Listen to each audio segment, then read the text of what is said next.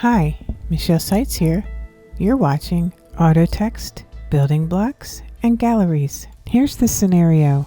You have some text that you would like to save as auto text. You would also like to have your building block entries be displayed at the top of the gallery. Watch this video to learn how to do this. Auto text is used to store text parts or figures or fields to use over and over and are stored in Word, so that when you open up a new document, these items will be available when you need them. They will be stored in galleries, which are stored in building blocks, which are stored in a building block organizer. A building block is much like auto text in that you can store them to be used when you need them. A gallery is used to store different building block entries.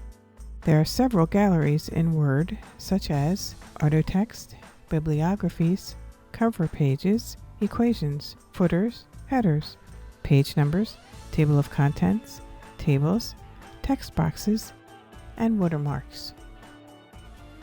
To create a new auto text entry, such as formatted text, create the entry, add all the characteristics, such as bold and a font color, select it, and then click Alt F3.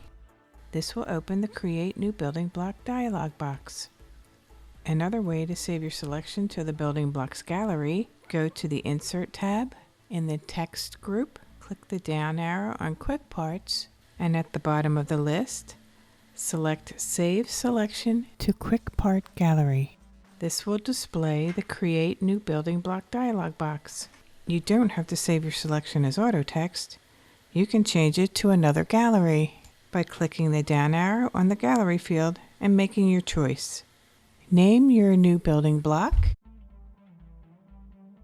and if you would like to have your entry displayed at the top of the list in those galleries, just add a space before the name of your entry and click OK. If you need to edit an entry in the Building Blocks organizer, go to Insert, click on the Quick Parts in the text group, and select Building Blocks Organizer. Now the Building Blocks Organizer is displayed.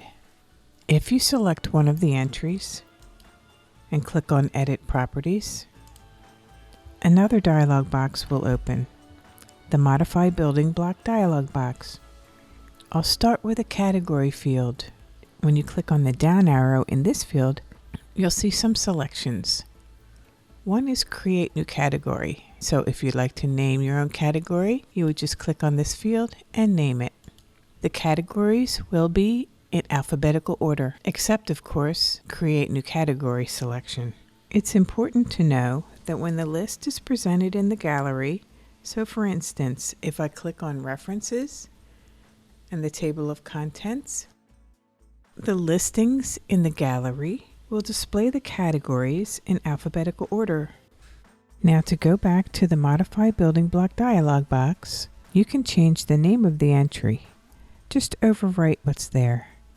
As I mentioned before, if you want this entry to be at the top of the list in this category, add a space before the entry in the name field. You can enter a description if you want, but that is optional.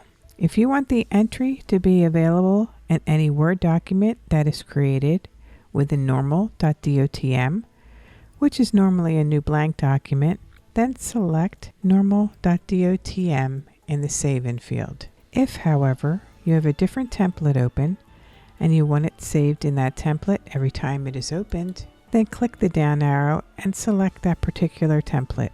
In the Options field, there are 3 selections. The first one is Insert Content Only. So for example, you have a company name that you save as auto text. This text alone will be inserted at the cursor position. You can have text before and after this entry. The second option is the Insert Contents in its own paragraph.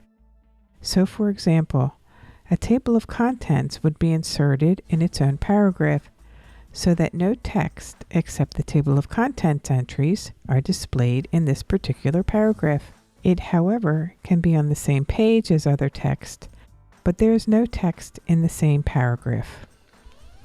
In the third option, Insert Contents on its own page, If you have a new entry that you want displayed by itself on a page, you would select this option and the entry will be moved to the next page and a page break will be added below the entry.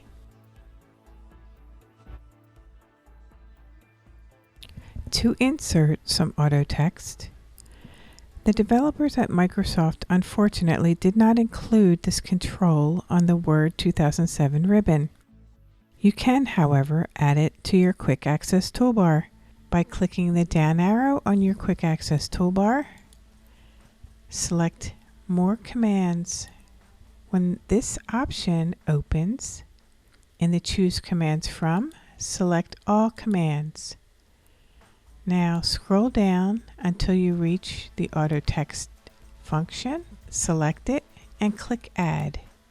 It's now added to your Quick Access toolbar, and click OK. So now it's sitting on my Quick Access toolbar, and if I click the down arrow, I can select the auto text that I would like, and it appears in my document. Again, just click the down arrow, select your auto text, and it appears in your document. And that is the end of this lesson, Auto Text, Building Blocks, and Galleries.